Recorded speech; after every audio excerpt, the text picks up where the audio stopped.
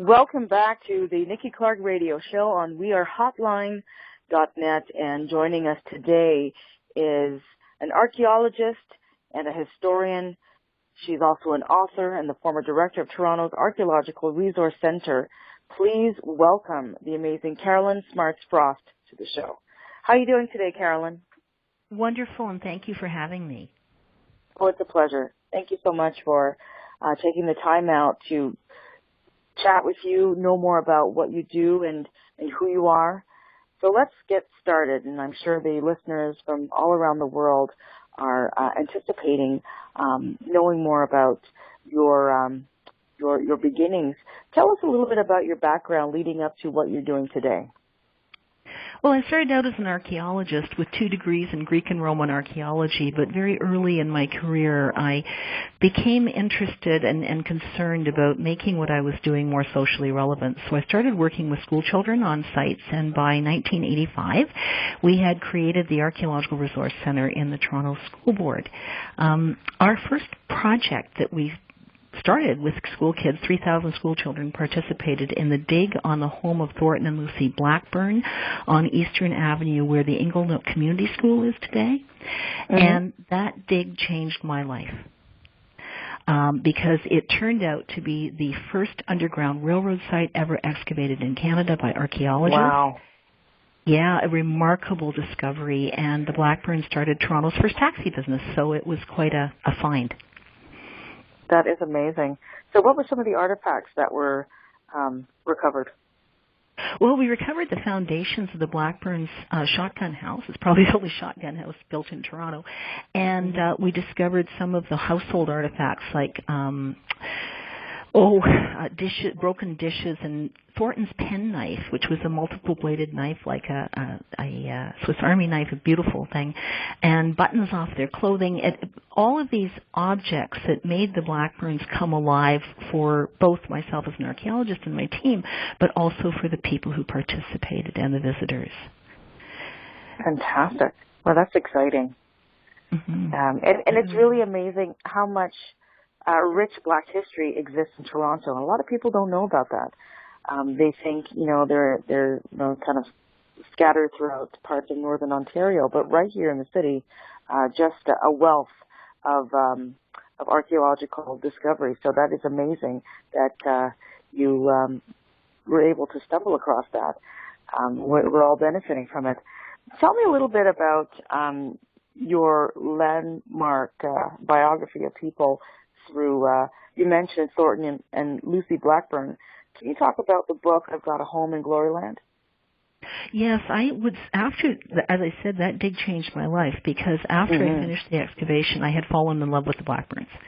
Yes. And I would spend the next 20 years researching their lives in slavery and freedom. And I should tell you that it was the founder of the Ontario Black History Society who really led me to move to change how I was approaching my career even, because Dr. Daniel G. Hill suggested I should meet with James St. George Walker, who'd written the book The Black Loyalist.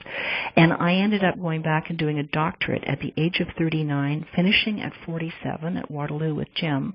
And that doctorate is in slavery, race, and imperialism. So I've completely changed my career. And so that led to my continuing the research on the Blackburns. Published I've Got a Home in Gloryland, which was the first book on African Canadian history to win the Governor General's Award in 2007. And the Blackburns, Thornton's owners were related to the family who owned Cecelia Jane Reynolds. And Cecelia Jane Reynolds is the subject of my newest book, which is called Steal Away Home, and I followed her life literally from birth in slavery to her death in freedom, and she came to Canada in 1846 on the Underground Railroad by way of Niagara Falls. Wow. Your style of writing is so rich, and it paints beautifully a picture of just who these characters are, and you really connect with them. And then the way that it's referenced so amazingly with facts, it's like a glimpse of history, just stepping into history. at that moment when you're getting really carried away and into the book. So I really appreciate your research and also your style of writing. It's very captivating. So we have your new book out. Oh, of course. I love your books. And Steal Away Home is now available, and you've had some very successful book launches in the last few days. So where can people buy the book? They can purchase it in any independent bookstore, also at Chapters in Indigo, and it's available on Amazon. The publisher is HarperCollins Canada. I want to give a little shout-out to my wonderful editor, Iris Tupholme, there, and her production team, because they did a marvelous job. The cover is beautiful. It is. It's stunning. Yeah, it really is. I'm very happy with it. Karolyn, I just wanted to ask you, and I think maybe people have asked you this before, when they look at you and they see maybe what I see, a beautiful aura, someone who's just, gregarious and just full of life, what is your connection with Black history? Why Black history for you? It was the discovery of the Blackburn site that led me on this journey, but I will say also my great-grandmother was enslaved in Virginia, and her former owner took off his Confederate uniform. He was an officer in the Army of the Northern Virginia, and he brought his former slave to Hamilton, Ontario, and married her in 1867. So my grandfather, whom my mother never knew even, he died when she was 2, was the son of a formerly enslaved woman and her former owner, and they lived in Ontario. Wow, so this is really a personal connection for you, too, through your family line. Profoundly, yes. Wow, yes. Amazing.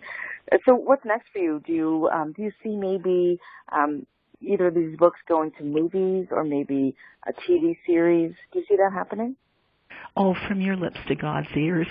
I hope so. I really hope so, because both the books are incredibly visual, but the Steal Away Home book, as I think, Nikki, we had an incredible coincidence with it that makes it even more present for people who live in this country. In 2015, Infrastructure Ontario just was digging up the site of the new courthouse behind Osgoode Hall. Yes. In Toronto, and they excavated Cecilia's house. Wow. I had been working on her story for 8 or 9 years at that point, and then learned that they had dug up her house. So the last few paragraphs of my book actually discuss some of the artifacts that were found on the site, and I imagine what she was serving tea, from the Majolica teapot to ladies from the church, the British Methodist Episcopal Church that Cecelia attended with her husband. Mm-hmm. And I imagine her serving them tea on this beautiful cobalt blue plate that was found at the site, and that they would have dishes that looked like Wedgwood. They were white with blue sprigs on them. And her daughter had a doll, and part of the doll was found. And there's one piece that just brings the man she married, Benjamin Pollard Holmes, rescued her from the hotel in the Cataract Hotel in Niagara, and he was a waiter on the steamboats that plied the waters of the lake. They had a regular circuit of the lake ports, and she married him very shortly after she came to Toronto. But he had 2 little boys, and in the backyard of the house there was a dog burial. And I can just imagine those children standing there with Cecelia and their father, and laying to rest a beloved family pet. It's like you can reach out and touch not only the people, but the emotions they felt in the past when you find things like that. Wow, that is just amazing. I'm listening to you, and I'm just kind of absorbing every word and hanging on to it, as just the way you're describing to me is just taking me back to that period. And I know it's parts of it is a blemished part of history, but there's so much color and life in that period too that just absolutely fascinates me. So I am looking forward to reading Stealing Away Home. I have a copy. Very, very excited about what you're doing in the community.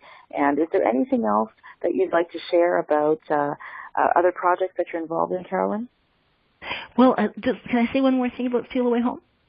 Sure. It's partly, speaking of the complexity and the darkness of the era, because Cecelia had been a slave, she corresponded for 20 years with her former owner in Louisville, Kentucky, because Cecelia wanted to buy her mother.